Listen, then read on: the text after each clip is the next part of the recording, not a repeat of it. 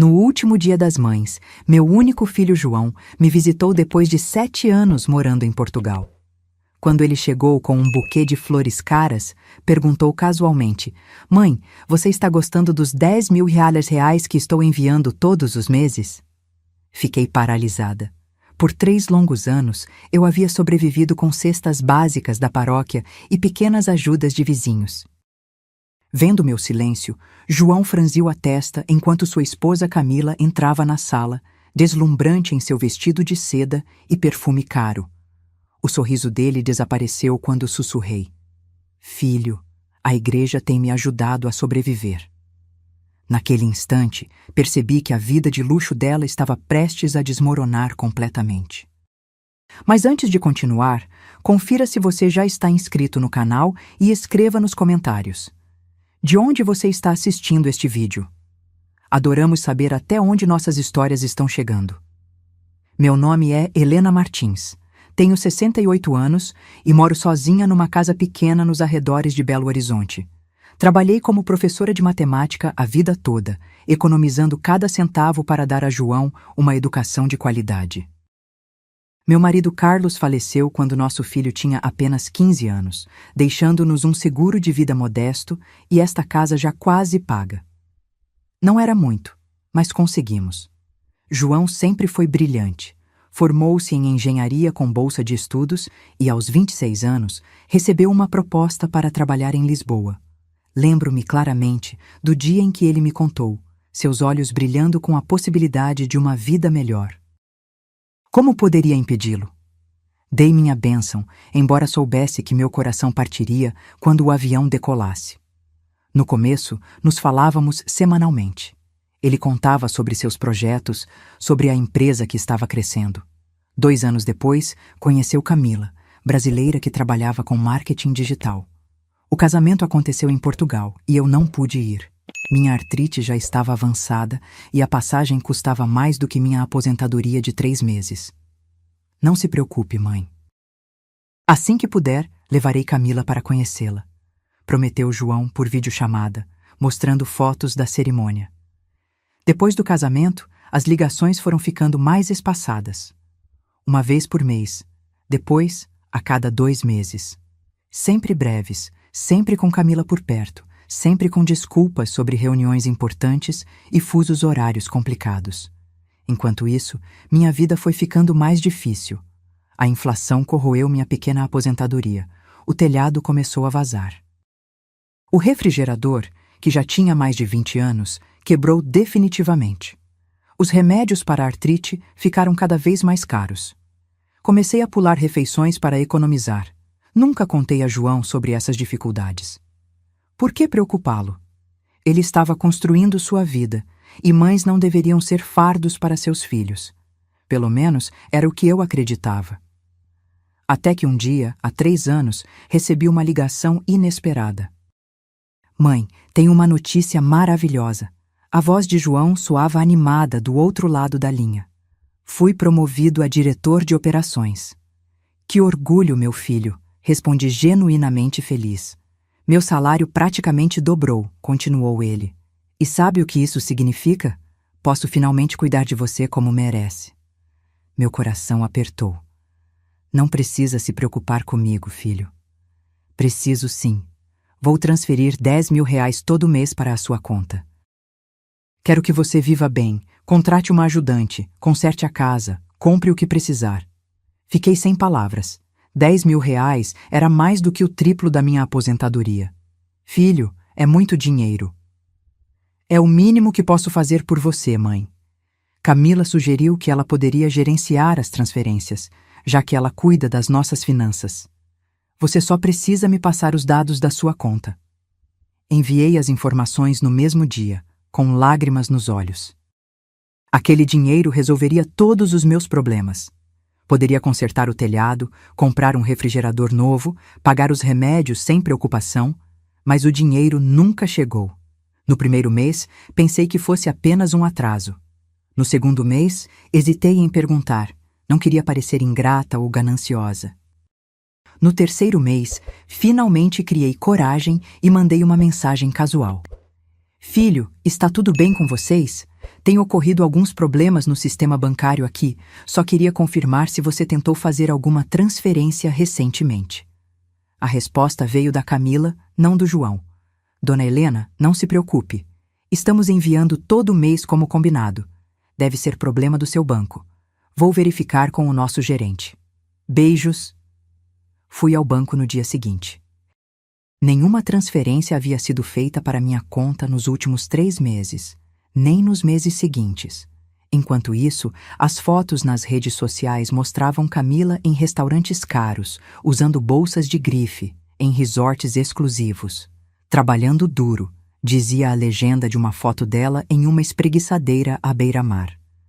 João aparecia raramente nas fotos, sempre com expressão cansada, mas sorrindo ao lado da esposa. Minhas dúvidas cresciam, mas minha relutância em causar problemas era ainda maior. Quem acreditaria numa velha confusa contra uma jovem esposa dinâmica e bem articulada? E se eu estivesse errada? E se fosse realmente um problema do banco? E se João ficasse contra mim? Então me calei. Vendi algumas joias que Carlos havia me dado. Pedi ajuda à igreja local. Economizei em tudo o que podia. Arrumei o telhado com a ajuda do vizinho, improvisando com materiais baratos. Aprendi a consertar coisas quebradas assistindo a vídeos na internet na biblioteca do bairro. Fiz bicos dando aulas particulares para crianças da vizinhança. E assim, passaram-se 3 anos. 3 anos de mensagens da Camila, perguntando se eu estava recebendo o dinheiro, 3 anos de mentiras educadas da minha parte. Sim, está tudo bem, obrigada pelo carinho de vocês. Até que o Dia das Mães chegou, e com ele, a visita surpresa do meu filho.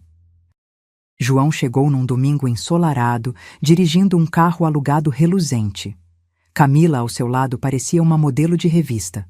Cabelo perfeitamente arrumado, maquiagem impecável, roupas que provavelmente custavam mais do que todos os meus pertences juntos. Abri a porta e meu filho me abraçou forte. "Mãe, que saudade!" exclamou, entregando-me um buquê de flores que parecia ter saído de um filme. Meu coração estava tão cheio de alegria por vê-lo que quase esqueci das dificuldades dos últimos anos. Quase. Camila me abraçou rapidamente, seu perfume caro invadindo minha casa simples. "Dona Helena, que bom ver a senhora! Está ótima!" disse ela com aquela animação excessiva que sempre me pareceu falsa. Servi o café que havia preparado com o pó mais caro que consegui comprar, uma extravagância para a ocasião. Tinha feito também um bolo simples, usando os últimos ovos que tinha na geladeira. João olhou ao redor, notando as manchas de infiltração no teto, os móveis desgastados, a pintura descascando nas paredes. "Mãe, achei que você teria arrumado a casa", comentou, franzindo a testa. "Você está gostando dos 10.000 reais que estou enviando todos os meses?" O tempo parou. Minha xícara ficou suspensa no ar. Olhei para João, depois para Camila, que de repente ficou muito interessada no bolo à sua frente. "Como assim, filho? Eu estou sobrevivendo porque a igreja está me ajudando", respondi com voz baixa, quase um sussurro. O rosto de João empalideceu. Camila engoliu em seco, seus dedos apertando a alça da bolsa de grife como se fosse um salva-vidas. "O que você está dizendo, mãe? Estou transferindo dinheiro há 3 anos, todo mês no dia 5. João virou-se para Camila. "Você não tem feito as transferências?" "Claro que sim, amor", respondeu ela rapidamente.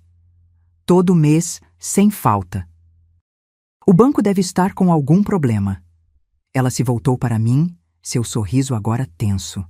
"Dona Helena, a senhora deve ter confundido.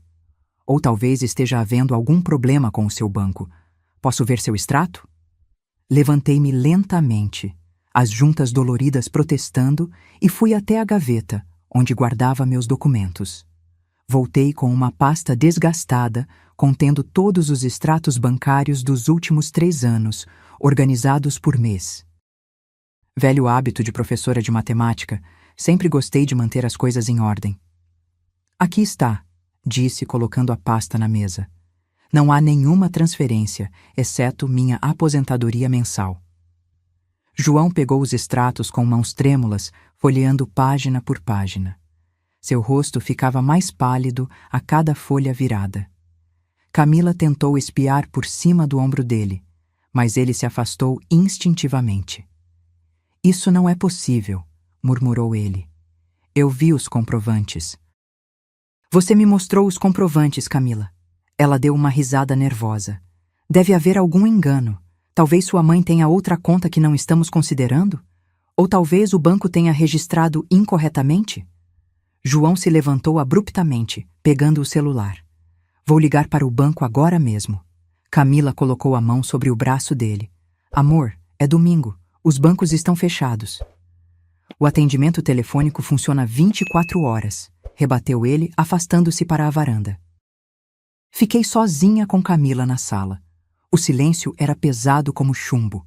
Ela me encarava com um misto de desprezo e pânico, enquanto eu mantinha minha expressão calma. Já havia enfrentado alunos difíceis durante décadas. Sabia como manter a compostura em situações tensas. "Dona Helena", começou ela em voz baixa. "Não sei o que está acontecendo, mas não me faça parecer uma mentirosa para o João. Ele adora a senhora. Isso o destruiria." Antes que pudesse responder, João voltou à sala, o rosto transformado pela raiva. "O banco confirmou. Nenhuma transferência foi feita para a conta da minha mãe nos últimos 3 anos. Ele se virou para Camila. "Para onde foi o dinheiro? 360 mil reais. Para onde?" Camila empalideceu, mas rapidamente recuperou a compostura. "Deve haver algum erro, amor. Eu fiz as transferências. Tenho os comprovantes no meu e-mail. Quando voltarmos ao hotel, posso mostrar." João sacudiu a cabeça. "Não. Ligue para o nosso banco agora. Quero saber para qual conta esse dinheiro foi enviado." O rosto de Camila endureceu. "Você não confia em mim? 360 mil reais, Camila. Minha mãe vivendo com goteiras no teto e comida da igreja. Não, neste momento não confio." Ela pegou a bolsa e se levantou bruscamente. "Não vou ser acusada assim. Vou esperar no carro." Quando a porta bateu, João desabou na cadeira, colocando a cabeça entre as mãos. "Mãe, me perdoe. Eu não sabia." Sentei-me ao lado dele, colocando minha mão enrugada sobre a dele. "Não é sua culpa, filho." "É sim", ele insistiu, olhando para mim com olhos marejados. "Eu deveria ter verificado, deveria ter perguntado diretamente a você. Por que você nunca me disse que não estava recebendo o dinheiro?" Suspirei. "No começo, achei que fosse apenas um atraso. Depois, não queria criar problemas. Não queria que você pensasse que eu só me importava com dinheiro." Ele sacudiu a cabeça, incrédulo. "Problemas? Mãe, eu queria cuidar de você. Era o mínimo que podia fazer depois de tudo que você sacrificou por mim." Ficamos em silêncio por alguns instantes. O som do motor do carro de Camila ao fundo, provavelmente com o ar-condicionado ligado para combater o calor. "O que você vai fazer agora?" perguntei finalmente. João endireitou-se, uma determinação que eu não via desde sua adolescência, tomando conta de sua expressão. "Primeiro, vou descobrir para onde foi esse dinheiro. Depois..." Ele respirou fundo. "Depois, vou resolver meu casamento." João passou a noite em minha casa, no quarto que ainda mantinha algumas de suas coisas da adolescência. Livros, troféus acadêmicos, um pôster desbotado de um filme de ficção científica que ele adorava. Camila voltou para o hotel sozinha, após uma discussão acalorada no jardim que tentei não ouvir. Na manhã seguinte, uma segunda-feira, João saiu cedo para ir ao banco. Eu fiquei em casa, varrendo as folhas do quintal, tentando me distrair da tempestade que sabia estar se formando. Apesar da situação, uma pequena parte de mim se sentia aliviada. O peso do segredo havia sido levantado dos meus ombros. Por volta do meio-dia, João voltou. Sua expressão era sombria, mas decidida. "Encontrei", disse ele simplesmente, sentando-se à mesa da cozinha. "Camila abriu uma conta em seu nome, falsificou sua assinatura. O dinheiro que eu pensava estar enviando para você estava indo para essa conta." Coloquei uma xícara de café na frente dele, tentando processar a informação. Como ela conseguiu abrir uma conta em meu nome? Ela tinha seus documentos, lembra? Quando precisamos autenticar seu passaporte para aquela procuração, há 4 anos, ela ficou com cópias. Ele passou a mão pelo rosto, parecendo subitamente envelhecido. Além disso, ela trabalhou em uma agência bancária antes de irmos para Portugal. Conhece os procedimentos, as brechas. Sentei-me, meus joelhos frágeis cedendo sob o peso da revelação. E o que você vai fazer? Já fiz, respondeu ele com uma firmeza que me surpreendeu. Registrei um boletim de ocorrência por falsidade ideológica e estelionato. O banco está bloqueando a conta para investigação. João, comecei, não sabendo exatamente o que dizer. Não, mãe, não tente me convencer a recuar. Ela roubou de você, roubou de mim. Mentiu por 3 anos enquanto você passava necessidade. Estou preocupada com você, filho. Isso vai mudar sua vida. Ele deu um sorriso triste. Minha vida já mudou no momento em que percebi com quem me casei. Naquela tarde, recebemos a visita de um delegado e um escrivão. Fui formalmente entrevistada, confirmando que nunca autorizei a abertura da conta, nunca recebi o dinheiro, nunca assinei qualquer documento bancário nos últimos anos, além dos relacionados à minha própria aposentadoria. O delegado, um homem de meia idade com olhos gentis, me explicou que casos como o meu eram mais comuns do que eu imaginava. Infelizmente, senhora, muitos idosos são vítimas de abuso financeiro por parte de pessoas próximas, familiares, cuidadores, até mesmo filhos. Mas ela não é minha filha, respondi automaticamente. Mas era alguém em quem a senhora confiava, por extensão da confiança no seu filho. É assim que geralmente acontece. Após a saída da polícia, João recebeu uma ligação. Era Camila. Ele atendeu no viva voz, permitindo que eu ouvisse. Como você pôde fazer isso comigo? Ela gritava, a voz embargada pelo choro. A polícia apareceu no hotel. Estou sendo tratada como uma criminosa. E o que você é?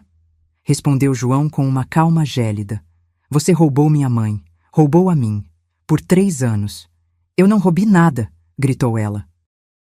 Só estava guardando o dinheiro para nós, para nosso futuro. Sua mãe já é velha. Para que ela precisaria de tanto dinheiro? Nós somos jovens, temos sonhos, planos. Senti um aperto no peito ao ouvir aquelas palavras. Era isso que ela pensava? Que por ser velha eu não merecia conforto, segurança, dignidade? Você mentiu, continuou João. Mostrou comprovantes falsos.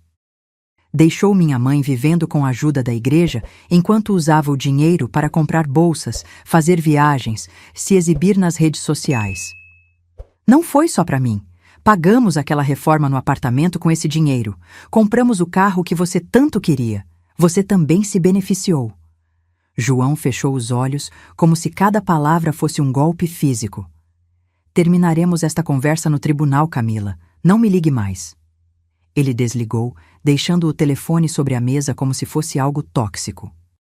Sinto muito que você esteja passando por isso, filho, disse eu, colocando minha mão sobre seu ombro. Eu que deveria pedir desculpas, mãe.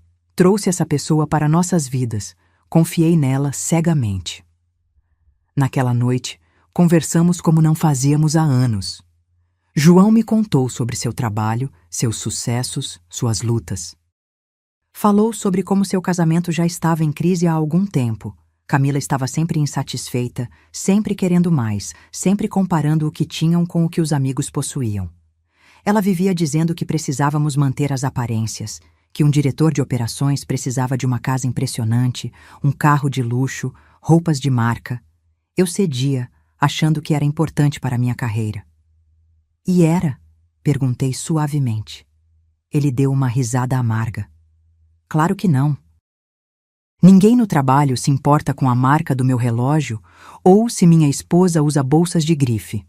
Eles se importam com minha competência, minha ética, minha capacidade de resolver problemas. Ficamos em silêncio por um momento, observando a lua que começava a surgir no céu noturno, visível pela janela da sala. O que você vai fazer agora? Perguntei finalmente. João respirou fundo. Vou ficar no Brasil por algumas semanas, resolver essa situação legal. Depois, não sei. Voltar para Portugal, continuar meu trabalho. Talvez procurar um apartamento menor. Ele fez uma pausa. E quero que você venha comigo, mãe. Olhei para ele, surpresa. Para Portugal?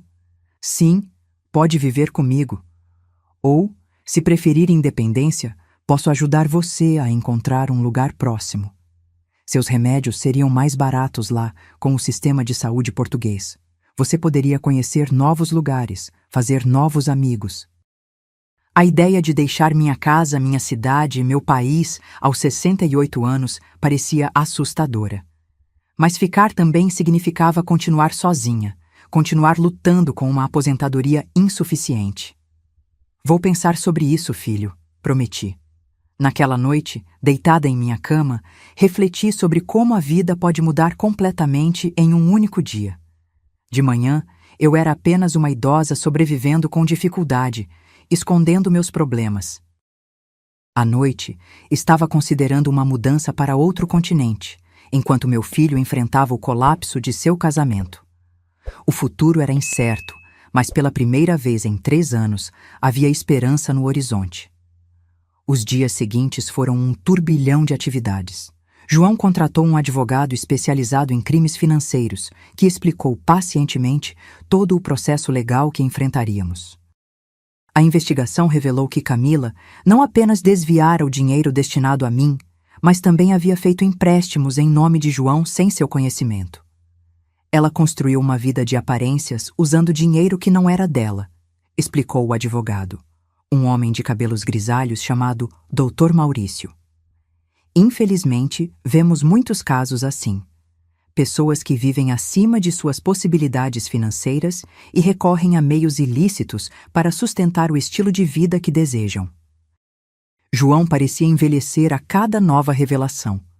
Como pude ser tão cego? Perguntava-se repetidamente. Não se culpe, respondia eu, tentando confortá-lo. O amor nos faz ver o que queremos ver. Enquanto o caso judicial se desenrolava, João começou a fazer pequenos reparos em minha casa. Consertou o telhado adequadamente, substituiu a geladeira velha por uma nova, comprou uma cama ortopédica para aliviar minhas dores nas costas. Pequenos confortos que significavam o mundo para mim. Camila, por sua vez, havia retornado a Portugal após ser liberada mediante compromisso de retornar ao Brasil para as audiências. Seu advogado tentou negociar um acordo. Ela devolveria o dinheiro desviado em troca da retirada das acusações criminais. João recusou. Não se trata apenas do dinheiro, explicou ele para mim. É sobre responsabilidade, sobre consequências. Ela precisa entender que o que fez não foi apenas errado, foi criminoso. Eu tinha sentimentos conflitantes. Por um lado, queria justiça. Por outro, temia pelo futuro de meu filho. Um divórcio litigioso, um processo criminal, tudo isso consumiria tempo, energia e recursos emocionais. Tem certeza que quer seguir com isso até o fim? Perguntei uma noite enquanto jantávamos. João me olhou com determinação. Absoluta. Não apenas por nós, mãe, mas porque pessoas como Camila precisam entender que não podem simplesmente usar e manipular os outros sem consequências. 3 semanas após a descoberta inicial, recebemos a visita de Padre Antônio, da paróquia que havia me ajudado durante os anos difíceis. Ele veio trazer uma cesta básica, sem saber das mudanças recentes em minha vida. Dona Helena, exclamou ele, surpreso ao ver a casa parcialmente reformada e João abrindo a porta. Vejo que as coisas melhoraram por aqui. Convidamos o padre para um café e expliquei o que havia acontecido. Ele escutou atentamente, balançando a cabeça em certos momentos. Infelizmente, não é a primeira vez que vejo algo assim, comentou ele. Muitos dos nossos idosos sofrem abusos financeiros, geralmente em silêncio, por vergonha ou medo de criar conflitos familiares. Foi exatamente o que aconteceu comigo, admiti. Eu não queria que João soubesse. Não queria criar problemas. O padre sorriu gentilmente. Dona Helena, a senhora é uma das mulheres mais fortes que conheço. Enfrentou a viuvez, criou seu filho sozinha, sempre se manteve digna mesmo nas dificuldades. Mas às vezes, a verdadeira força está em pedir ajuda, em dizer a verdade, mesmo quando é difícil. Suas palavras tocaram fundo em mim. Durante anos, acreditei que ser forte significava suportar tudo sozinha, em silêncio. Mas agora percebia que havia uma força diferente em ser vulnerável, em deixar que os outros vissem minhas necessidades. Após a partida do padre, João se sentou ao meu lado na varanda, contemplando o pôr do sol. Mãe, você já decidiu sobre vir para Portugal? Respirei fundo. Filho, estou velha para recomeçar em um país estranho, com idioma diferente, longe de tudo que conheço. Ele pareceu desapontado, mas assentiu. Entendo, mas saiba que a oferta continua de pé. Não terminei, continuei.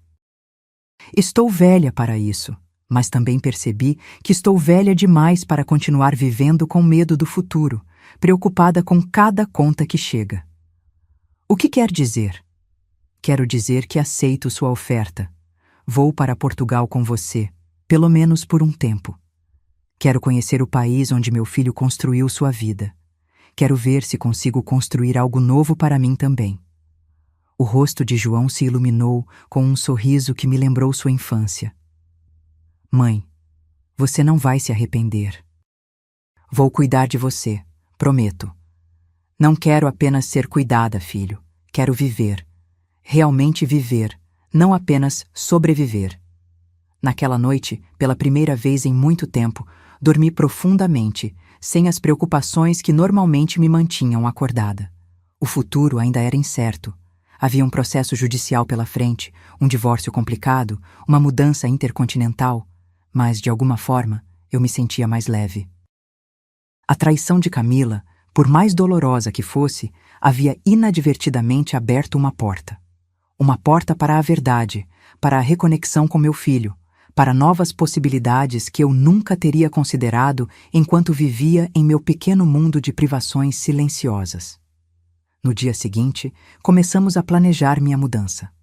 João pesquisou sobre vistos, seguro-saúde para idosos em Portugal, os procedimentos para transferir minha aposentadoria brasileira para uma conta portuguesa. Eu comecei a decidir o que levaria comigo, o que doaria, o que deixaria para trás. Era assustador e emocionante ao mesmo tempo. Aos 68 anos, eu estava prestes a fazer algo que nunca imaginei: recomeçar em um novo país. Não por necessidade, como tantos imigrantes, mas por escolha. Uma escolha de viver plenamente os anos que me restavam, em vez de apenas esperar o tempo passar. A audiência preliminar foi marcada para 2 meses após a denúncia inicial.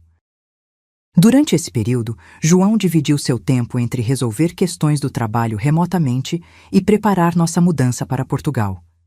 Ele havia conversado com seus superiores, explicando a situação familiar e obtendo permissão para um período prolongado de trabalho à distância. Quando o dia da audiência chegou, senti um frio na barriga. Nunca havia estado em um tribunal antes. As únicas referências que tinha eram de filmes e séries de televisão, que provavelmente não refletiam a realidade brasileira. O fórum era um prédio imponente, com longos corredores de mármore e salas formais. João e eu, acompanhados pelo Dr. Maurício, aguardávamos em uma antessala quando Camila chegou com seu advogado. Ela estava vestida discretamente, sem as joias e acessórios de luxo que costumava ostentar. Nossos olhares se cruzaram brevemente e, por um instante, pensei ter visto um lampejo de vergonha em seus olhos. Mas logo ela desviou o olhar, sussurrando algo para seu advogado. A audiência em si foi surpreendentemente breve.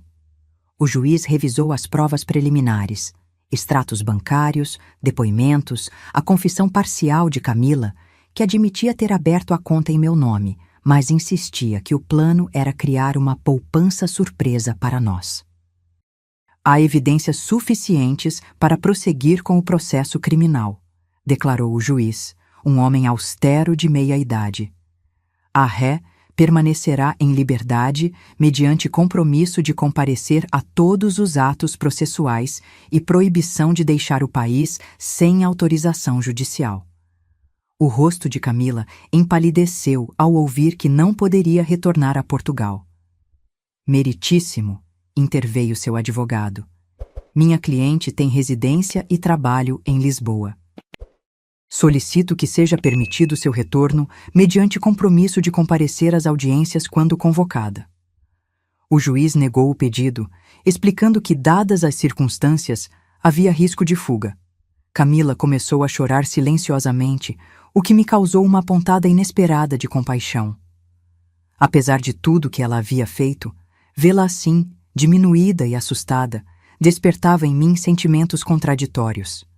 Ao sairmos do tribunal, Camila se aproximou de João, ignorando os conselhos de seu advogado. João, por favor, suplicou ela, a voz embargada. Não faça isso. Podemos resolver entre nós. Eu devolvo todo o dinheiro, juro. Não destrua minha vida por causa de um erro. João permaneceu impassível. Um erro? Você desviou mais de 300 mil reais por 3 anos. Falsificou documentos, abriu contas fraudulentas, mentiu sistematicamente. Isso não é um erro, Camila. É um crime continuado e premeditado. Por favor, insistiu ela, agarrando a manga do paletó dele. Pense em tudo que vivemos juntos, nos nossos planos. Que planos? Perguntou ele com amargura. Os seus planos com o meu dinheiro? Enquanto minha mãe passava necessidade, contando moedas para comprar remédios? O advogado de Camila finalmente interveio, puxando-a gentilmente pelo braço. Vamos, senhora Silva, esta não é a hora nem o lugar. Enquanto nos afastávamos, senti um misto de alívio e tristeza. Alívio, porque a justiça estava sendo feita. Tristeza pela destruição de uma família, mesmo que construída sobre mentiras. No caminho de volta para casa, João permaneceu em silêncio, os olhos fixos na estrada. Só quando chegamos e nos sentamos na varanda com um chá é que ele finalmente falou. Mãe, você acha que estou sendo muito duro? Pensei cuidadosamente antes de responder. Acho que você está fazendo o que considera justo. Mas também acho que precisamos cuidar para que a busca por justiça não se transforme em vingança. Ele assentiu lentamente. Às vezes, quando penso em você aqui sozinha, passando dificuldades enquanto ela esbanjava meu dinheiro, sinto tanta raiva que mal consigo respirar. Entendo, filho, mas lembre-se de que a raiva, quando a deixamos ferver por muito tempo, acaba queimando primeiro quem a carrega. Nas semanas seguintes, começamos os preparativos práticos para a mudança. Decidi levar apenas o essencial: algumas roupas, fotografias, objetos de valor sentimental. O resto seria vendido ou doado. A casa decidimos manter. João a colocaria para alugar, gerando uma pequena renda adicional para mim. Enquanto isso, o processo contra Camila seguia seu curso. O juiz determinou a devolução imediata de parte do dinheiro que ainda estava na conta fraudulenta, cerca de 80 mil reais que ela não havia gastado. O restante seria objeto de uma ação civil posterior. Uma tarde, enquanto organizava meus pertences, encontrei uma caixa antiga com fotografias. Entre elas estava o convite do casamento de João e Camila, com uma foto dos dois sorridentes. Eles pareciam tão felizes, tão cheios de esperança para o futuro. Como alguém pode mudar tanto? Perguntei a mim mesma em voz baixa. Ela não mudou, respondeu João, que havia entrado silenciosamente no quarto. Apenas mostrou quem realmente era.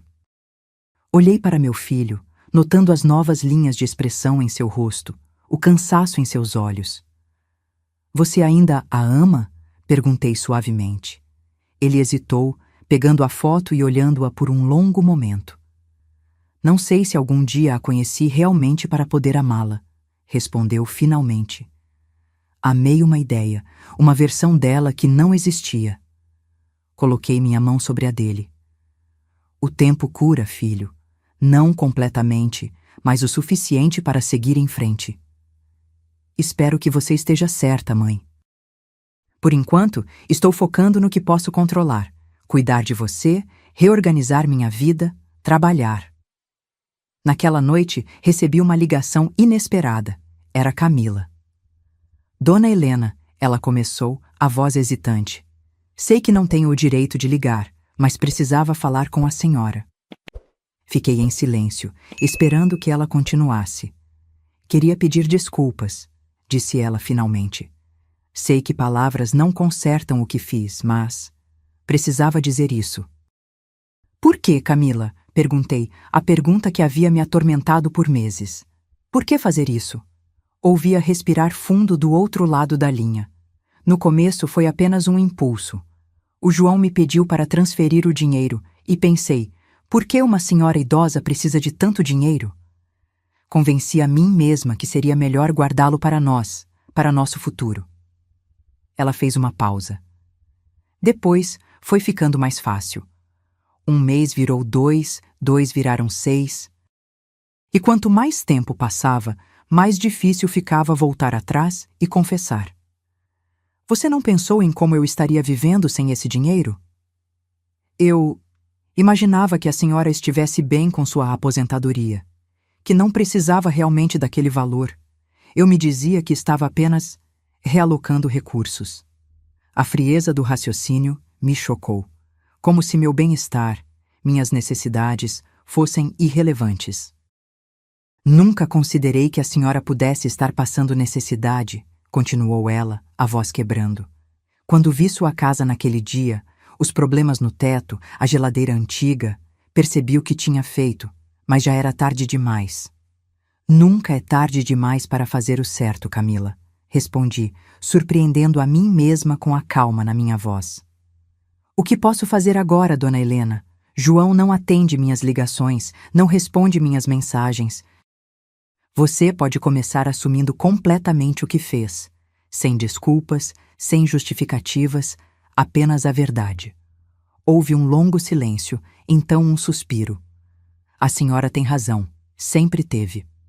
Depois de desligar, fiquei pensando na conversa. Não sabia se Camila estava genuinamente arrependida ou apenas tentando encontrar uma maneira de suavizar sua situação legal.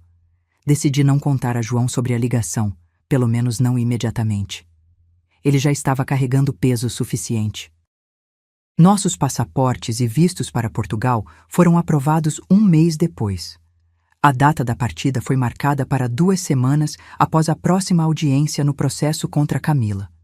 João insistiu em comprar passagens de primeira classe, algo que eu jamais havia experimentado. É um voo longo, mãe. Você ficará mais confortável.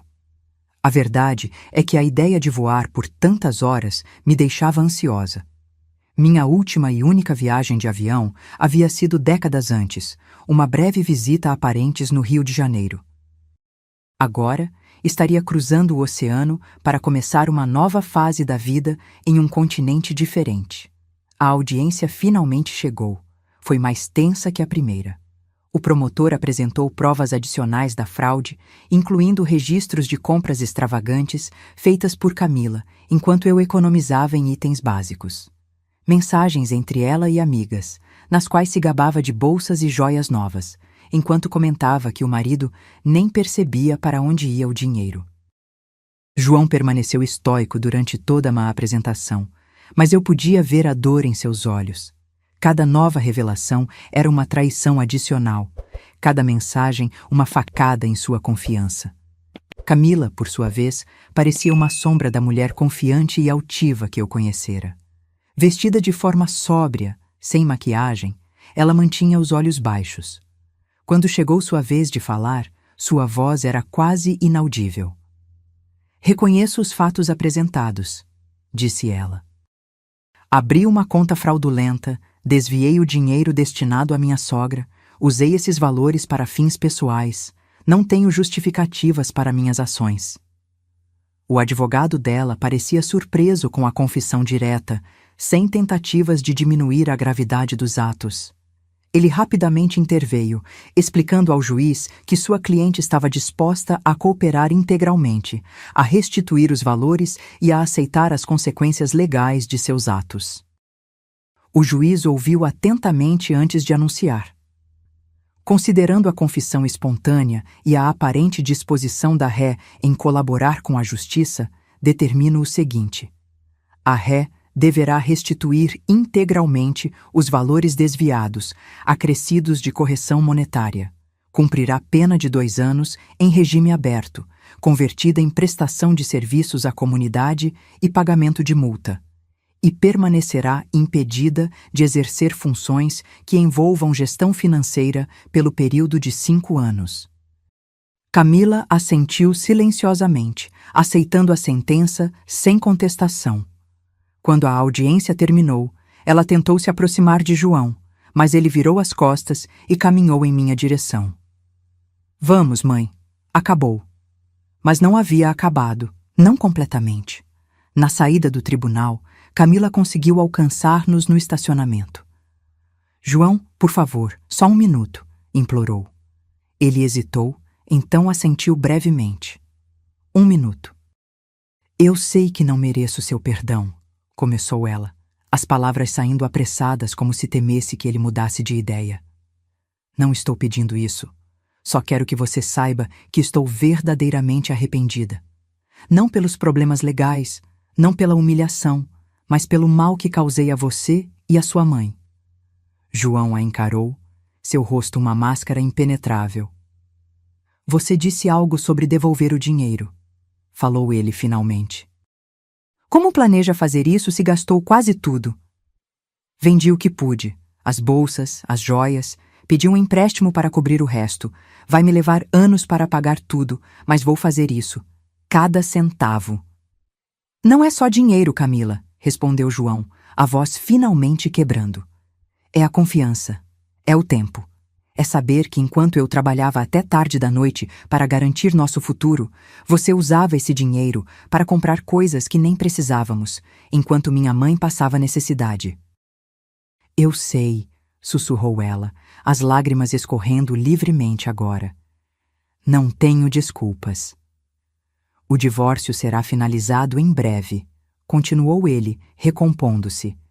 Depois disso, não quero mais nenhum contato. E quanto a Dona Helena? Perguntou Camila, olhando para mim com olhos suplicantes. Ela também nunca vai me perdoar?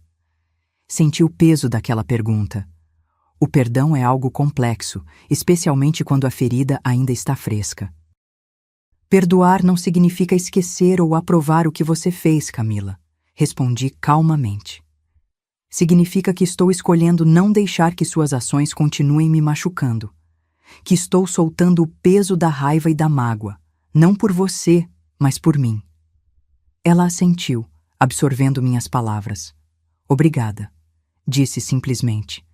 Desejo o melhor para vocês dois em Portugal. Realmente desejo. No caminho de volta para casa, João permaneceu em silêncio, dirigindo mecanicamente. Só quando estacionamos em frente à minha casa, ele falou: Por que é tão fácil para você perdoar, mãe? Pensei por um momento. Não é fácil, filho, é necessário.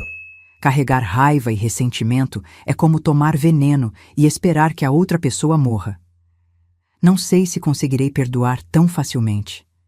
Não precisa ser agora. Nem precisa ser por ela. Faça por você mesmo, quando estiver pronto. Nas 2 semanas seguintes, finalizamos os preparativos para a mudança. Vendi muitos móveis, doei roupas e utensílios que não usava mais. A casa que havia sido meu lar por décadas começava a ficar vazia, ecoando com os passos e vozes de uma maneira que nunca havia feito antes. Uma tarde, enquanto organizava os últimos itens, recebi uma entrega inesperada. Era uma caixa média, sem remetente. Dentro, encontrei vários álbuns de fotografias antigas, que eu pensava ter perdido durante uma reforma anos atrás. Havia também um envelope. Dentro, um cartão simples com a caligrafia elegante de Camila. Encontrei estes álbuns no apartamento em Lisboa, entre as coisas que João trouxe do Brasil. Achei que a senhora gostaria de tê-los de volta. Desejo sinceramente toda a felicidade do mundo em sua nova vida. Com arrependimento e respeito, Camila. Folheei os álbuns com lágrimas nos olhos. Fotos de Carlos e eu, jovens, João bebê, aniversários, formaturas, momentos preciosos que eu temia ter perdido para sempre. Quando João chegou e viu os álbuns espalhados na mesa, parou surpreso. Onde encontrou isso, mãe? Pensei que tivessem se perdido na mudança para Lisboa. Mostrei-lhe o cartão. Ele o leu em silêncio, o rosto indecifrável. Pelo menos ela fez uma coisa certa, comentou finalmente, sentando-se ao meu lado para olhar as fotos. Na véspera de nossa partida, fizemos uma pequena reunião de despedida. Padre Antônio veio abençoar nossa viagem. Alguns vizinhos e amigos trouxeram bolos e doces. Foi uma celebração simples, cheia de abraços, bons votos e algumas lágrimas. Quando todos partiram e ficamos sozinhos, João e eu sentamos na varanda vazia, observando o céu estrelado de Belo Horizonte pela última vez como residentes. "Está nervosa, mãe?" perguntou ele. "Um pouco", admiti, mas mais animada do que nervosa. É estranho sentir isso aos 68 anos, essa mistura de medo e expectativa, como uma adolescente prestes a começar a faculdade. Ele sorriu, apertando minha mão. "Fico feliz em ouvir isso. Prometo fazer tudo para que você seja feliz lá. Filho, você já fez o suficiente trazendo a verdade à tona. O resto da felicidade eu mesma posso buscar. Cansei de esperar que ela venha de outras pessoas." Naquela noite, dormi surpreendentemente bem, embalada pela certeza de que, independentemente do que o futuro reservasse, eu estava finalmente tomando as rédeas da minha própria vida. A viagem para Portugal foi mais tranquila do que eu imaginava. As poltronas da primeira classe eram espaçosas e confortáveis, os comissários atenciosos, e João cuidou de todos os detalhes práticos. Ainda assim, senti um aperto no coração ao ver o Brasil desaparecer sob as nuvens, sabendo que talvez nunca mais voltasse a pisar naquele solo. Lisboa nos recebeu com um céu azul límpido e uma brisa fresca do Atlântico. A cidade, com suas colinas, edifícios antigos e bondes amarelos, parecia saída de um cartão postal. João havia alugado um apartamento temporário no bairro de Alfama, enquanto buscávamos um lugar mais permanente para mim. Os primeiros dias foram um turbilhão de novidades. Tudo era diferente. O sotaque português, os hábitos, os horários das refeições, até mesmo a maneira como as pessoas se cumprimentavam na rua. João trabalhava remotamente durante o dia e à tarde me levava para conhecer diferentes partes da cidade. Caminhávamos pelos bairros históricos, visitávamos miradouros com vistas deslumbrantes, experimentávamos os famosos pastéis de nata em confeitarias tradicionais. Era como se estivéssemos reaprendendo a ser mãe e filho, redescobrindo um ao outro após anos de distância e segredos. João me contava sobre seu trabalho, seus colegas, os lugares que havia conhecido na Europa. Eu compartilhava histórias de sua infância que ele mal lembrava.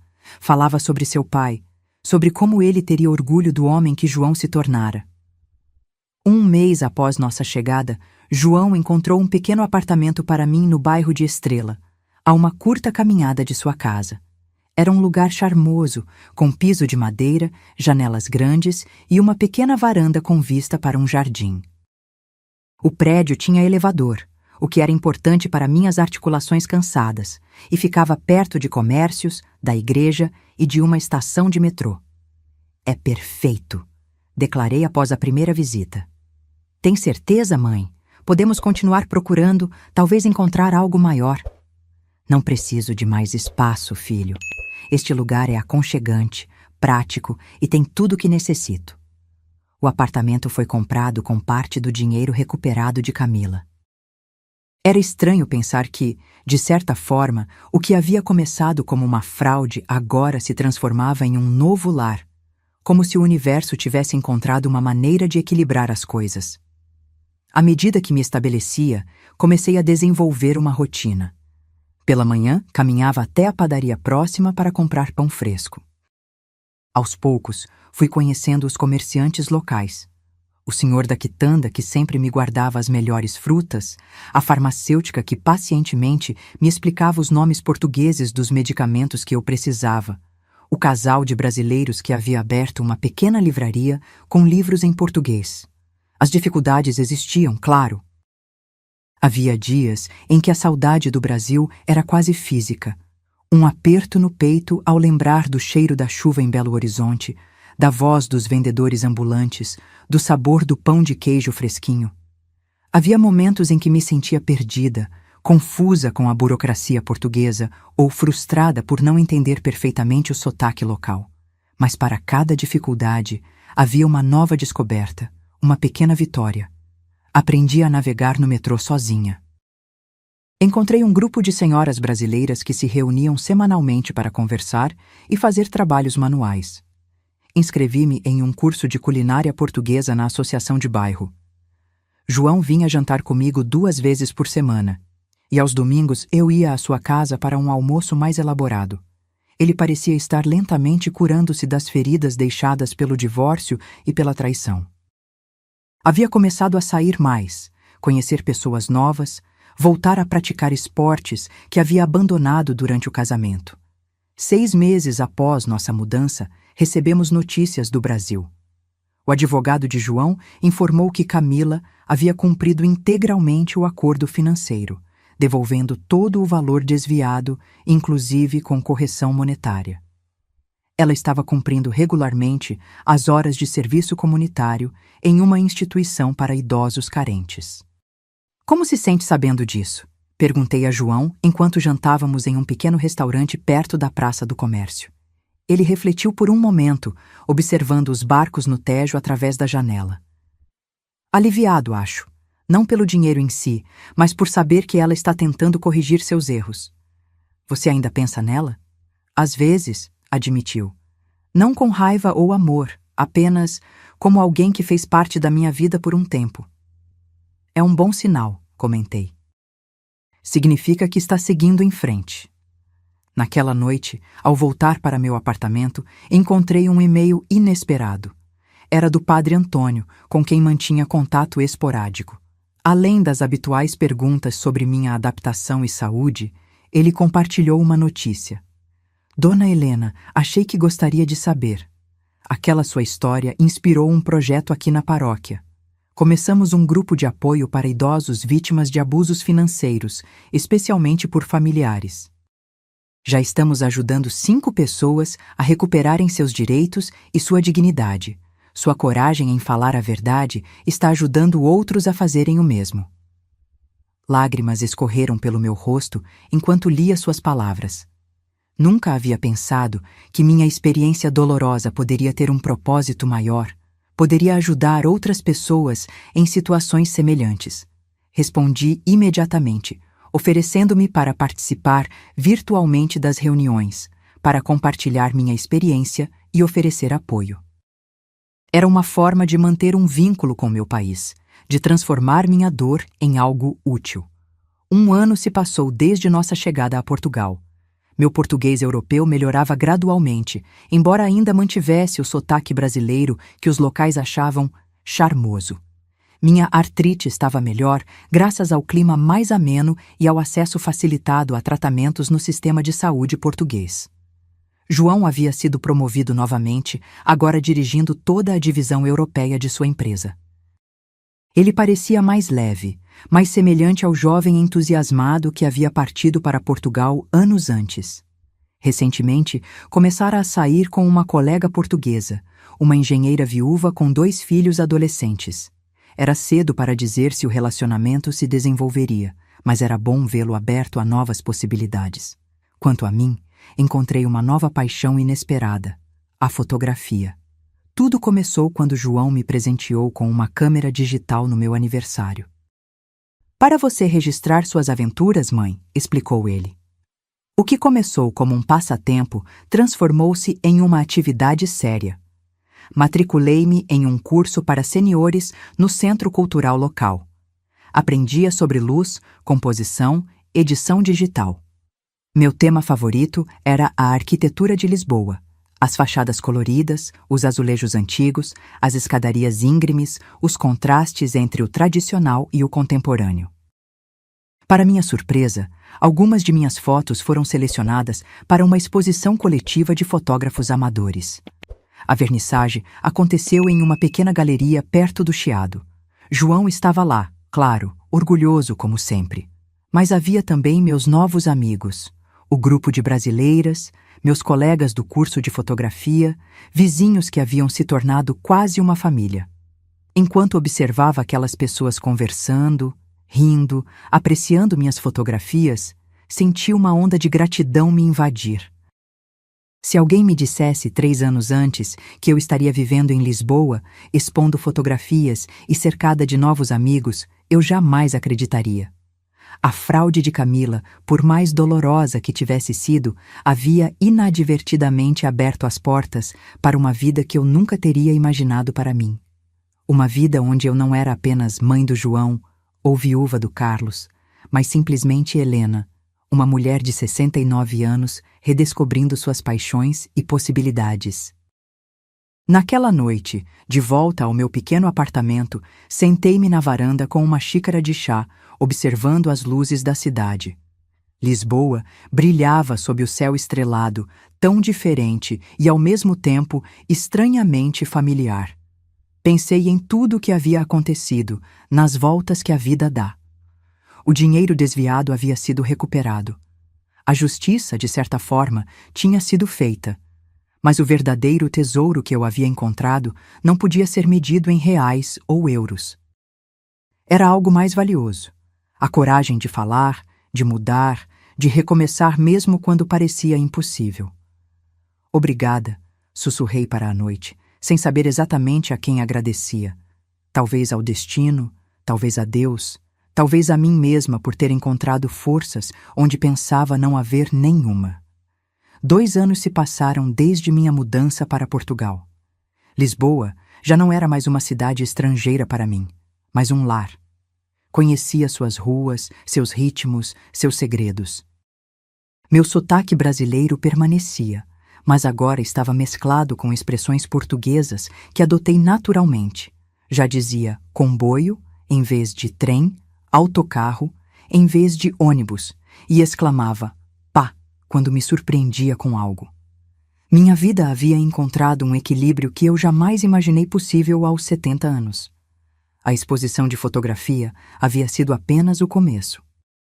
Agora eu colaborava regularmente com uma revista digital para brasileiros em Portugal, compartilhando minhas descobertas sobre a cidade e dicas para imigrantes seniores. João estava oficialmente namorando Mariana, a engenheira portuguesa que conhecera no trabalho. Ela era uma mulher inteligente e gentil, que havia perdido o marido para um câncer 5 anos antes. Seus filhos, Miguel e Sofia, eram adolescentes educados que me chamavam carinhosamente de Vovó Helena, apesar de não termos laços de sangue. A relação deles parecia saudável, baseada em respeito mútuo, comunicação honesta e interesses compartilhados. Tão diferente do que João tivera com Camila. Era visível como ele estava mais relaxado, mais autêntico ao lado de Mariana. Não havia mais aquela necessidade constante de impressionar, de manter aparências. Em uma tarde de domingo, durante um almoço em família na casa de João, recebi uma notícia inesperada. Mãe, começou ele, segurando a mão de Mariana. Decidimos nos casar. Meu coração se encheu de alegria. Isso é maravilhoso, filho. Vai ser algo pequeno, apenas para a família e amigos próximos, explicou Mariana. Queremos algo significativo, não extravagante. E, continuou João, estamos pensando em comprar uma casa maior, uma com espaço suficiente para todos nós. Incluindo você, mãe, se quiser. Fiquei surpresa com a oferta. Morar com vocês? Apenas se quiser, apressou-se ele a esclarecer. Seria um anexo independente com sua própria entrada. Você teria sua privacidade, mas estaríamos por perto caso precisasse de algo. A ideia era tentadora. Apesar de amar meu apartamento, havia dias em que a solidão pesava. E seria maravilhoso estar mais próxima da nova família que estava se formando. Vou pensar com carinho, prometi. Naquela mesma semana, recebi um e-mail surpreendente. Era de Camila. Dona Helena, começava a mensagem. Espero que esteja bem em Portugal. Soube por amigos em comum que a senhora está se adaptando maravilhosamente à vida em Lisboa. inclusive expondo fotografias. Fiquei genuinamente feliz em saber disso. Continuei lendo, curiosa sobre o que mais ela teria a dizer após tanto tempo. Escrevo para informar que concluí o período de serviço comunitário determinado pela Justiça. Trabalhei em uma instituição para idosos aqui em Belo Horizonte, e essa experiência transformou minha visão de mundo de maneiras que nunca imaginei possíveis. Ela prosseguia contando como, inicialmente, cumprira as horas apenas por obrigação, mas gradualmente se envolvera com os residentes, ouvindo suas histórias, compreendendo suas necessidades e anseios. Percebi, trabalhando com essas pessoas, o quanto fui insensível e egoísta com a senhora. Vi de perto como muitos idosos são negligenciados, esquecidos ou, pior, explorados por aqueles que deveriam cuidar deles. Compreendi finalmente a profundidade do mal que causei. A mensagem terminava com um pedido que me pegou de surpresa. Decidi reorientar minha vida. Estou cursando serviço social, com foco em proteção ao idoso. Sei que nada do que eu fizer apagará meus erros passados, mas espero poder ajudar outras pessoas, prevenir que outros cometam os mesmos erros que cometi. Se a senhora puder encontrar em seu coração a generosidade de responder, gostaria muito de ouvir sobre sua vida agora, sobre como a idade e a sabedoria podem ser valorizadas e celebradas de maneiras que minha antiga versão jamais compreenderia. Fiquei sentada diante do computador por um longo tempo, relendo a mensagem, tentando discernir se era genuína ou apenas outra manipulação. Mas algo na simplicidade das palavras, na ausência de autocomiseração ou justificativas, me fez acreditar que Camila realmente havia mudado. Decidi mostrar o e-mail a João, deixando que ele decidisse se queria ou não saber das novidades sobre sua ex-esposa. Você pretende responder? Perguntou ele após ler a mensagem. Estou pensando em sim, não por ela, mas porque acredito que pessoas podem mudar, podem aprender com seus erros. E se ela realmente está tentando fazer algo bom agora, talvez minha resposta possa encorajá-la nesse caminho. João assentiu lentamente. Você sempre enxerga o melhor nas pessoas, mãe. É uma qualidade rara. Ele fez uma pausa. Não acho que eu consiga perdoá-la completamente. Pelo menos não agora. Mas não vou impedir você de responder se quiser. Naquela noite, redigi uma resposta cuidadosa para Camila. Contei sobre minha vida em Lisboa, sobre a fotografia, sobre os novos amigos. Falei sobre como descobri que nunca é tarde para recomeçar, para encontrar novas paixões e propósitos. Compartilhei algumas reflexões sobre envelhecer com dignidade, sobre a importância de respeito e autonomia para os idosos. Encerrei a mensagem com palavras que vinham do fundo do meu coração. Camila, todos cometemos erros. Alguns pequenos, outros graves. O que define nosso caráter não são os erros em si, mas o que fazemos depois deles. Parece que você encontrou um propósito em meio às consequências de suas ações, e isso é admirável. Continue nesse caminho, não por mim ou por João, mas por você mesma e pelas pessoas que poderá ajudar no futuro. Desejo-lhe sinceramente paz e realização em sua nova jornada.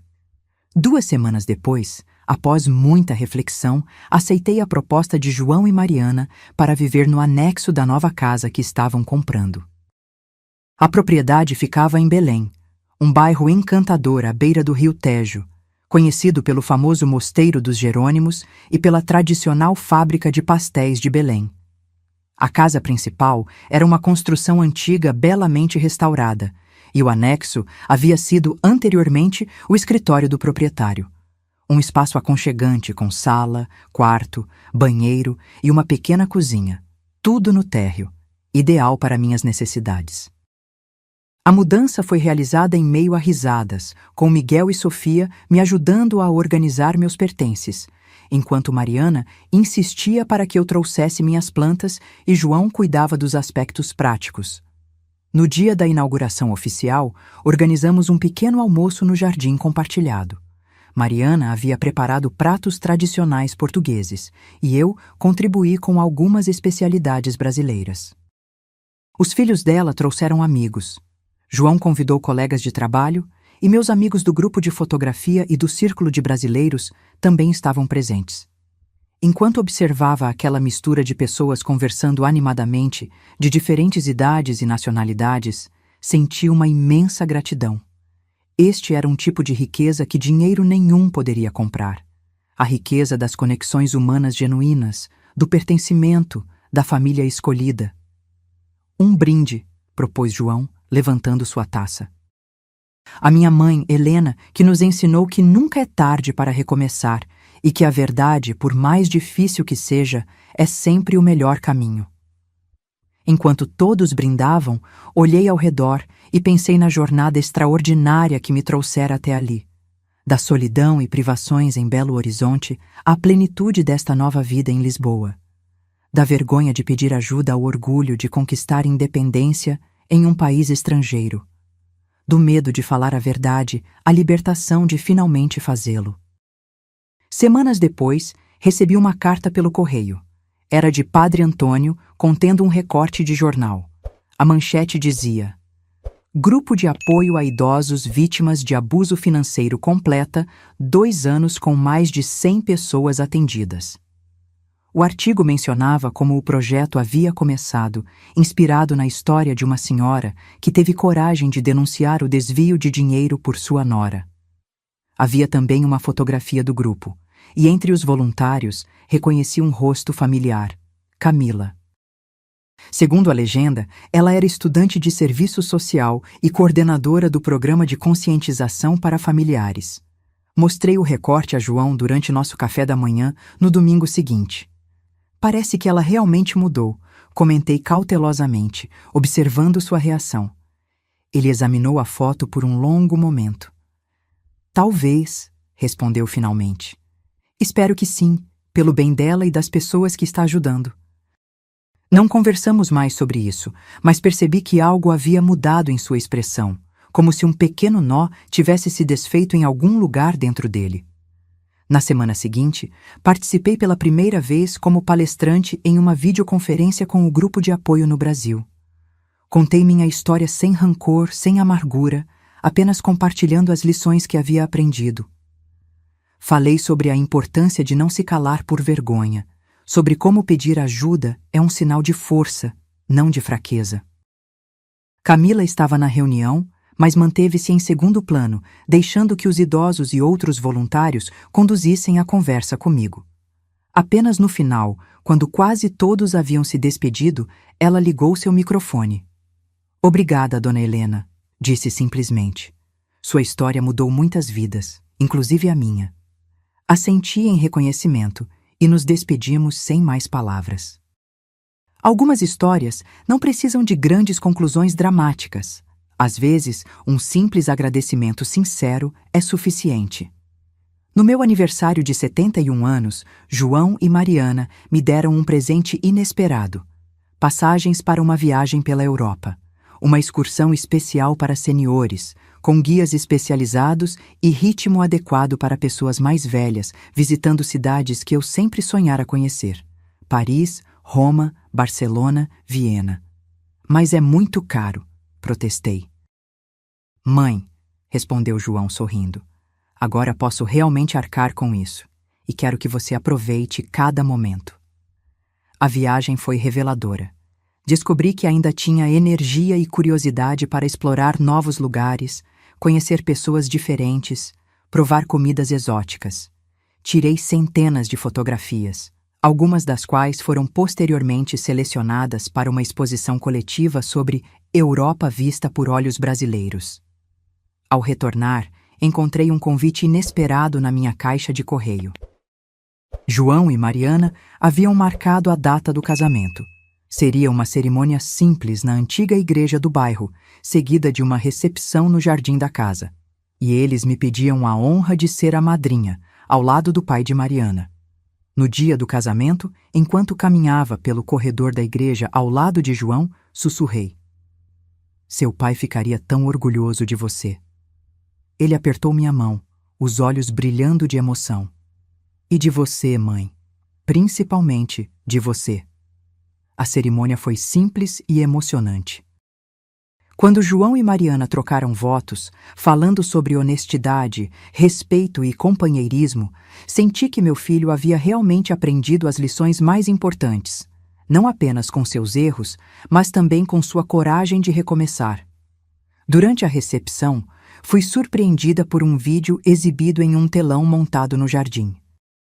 Era uma mensagem de Padre Antônio e dos membros do grupo de apoio no Brasil, congratulando João e Mariana e agradecendo a mim por ter inspirado tantas pessoas com minha história. Dona Helena nos ensinou que a verdade liberta, dizia o padre no vídeo, e que nunca é tarde para construir uma nova vida, baseada em honestidade e dignidade. Lágrimas escorriam pelo meu rosto enquanto assistia àquelas pessoas, algumas que eu conhecia pessoalmente, outras apenas virtualmente, compartilhando como haviam encontrado coragem para denunciar abusos, buscar ajuda, recomeçar. Naquela noite, depois que todos os convidados partiram e a nova família se recolheu, sentei-me sozinha no meu pequeno pátio, observando as estrelas sobre Lisboa.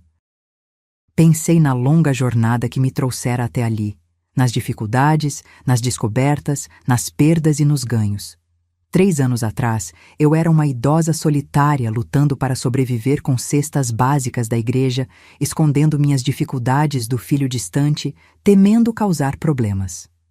Hoje, eu era uma fotógrafa amadora publicada, palestrante virtual, madrinha de casamento, uma mulher que descobrira que a vida pode florescer em qualquer idade, desde que tenhamos a coragem de viver com verdade. O dinheiro que Camila desviou havia sido recuperado, sim. Mas o verdadeiro tesouro que encontrei foi muito mais valioso. A liberdade de ser autenticamente eu mesma, de falar quando algo está errado, de sonhar mesmo quando a sociedade espera que pessoas da minha idade apenas se conformem e esperem. As palavras que sussurrei para a noite lisboeta, enquanto as luzes da cidade cintilavam ao longe, foram as mesmas que agora compartilho com você. Nunca tenha medo de dizer a verdade, mesmo quando sua voz tremer. Nunca é tarde demais para recomeçar. E a maior riqueza que podemos ter não está em contas bancárias, mas nos laços que criamos, nas vidas que tocamos, na coragem que encontramos para ser quem realmente somos. A vida continua me surpreendendo a cada dia. E eu, aos 71 anos, continuo aprendendo, crescendo, descobrindo novas possibilidades. Este capítulo da minha história pode estar terminando, mas muitos outros ainda estão por vir. E mal posso esperar para ver o que o futuro reserva. Agora, se você gostou dessa história, clica em se inscrever e me diz nos comentários qual parte te deixou de queixo caído. Ah, e não esqueça de se tornar membro para ter acesso a vídeos exclusivos que não posto aqui. Te espero lá.